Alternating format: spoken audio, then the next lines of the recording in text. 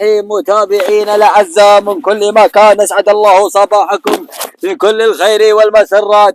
يحضر على السرد الشوط الثاني للقعدان الصعوب المفاريد من المسافة المعتمدة من اللجنة المنظمة لهذا الميدان 1200 متر، وينطلق الشوط بعون من الله ثم من قبل اللجنة المنظمة لهذا الميدان، وننطلق ونسير مع أول المراكز مع وطن بشعار عبد العزيز بن عيد الجهني، وثاني المراكز النائفة بشعار سلطان بن عبد الله بن رواشد الجهني، وثالث المراكز الصداوي رايد بن حمود بن غنيم الجهني، ورابع المراكز واللي قادم رابع المراكز راضي مشعل بن سلمان الجهني، واللي قادم شعار نافع بن عبيان الجهني. ولكن نعود مع وطن يا وطن بشعار عبد العزيز بن عيد الجهني. وش اللي تسوي يا عبد العزيز؟ وش اللي تسوون؟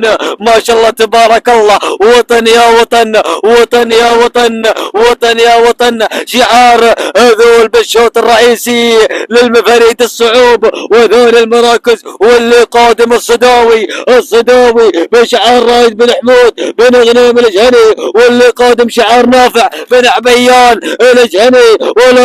ولكن وطن يا وطن، وطن البطولات، وطن الانجازات مع عبد العزيز بن عيد الجهني. روح بالسلامات، يا ما شاء الله، يا تبارك الله، يا ما شاء الله، يا ذكر الله يبتعد كل البعد عن بقية المراكز. وطن يا وطن في دار الوطن يا وطن، روح بالسلامات، يا ما شاء الله، يا تبارك الله.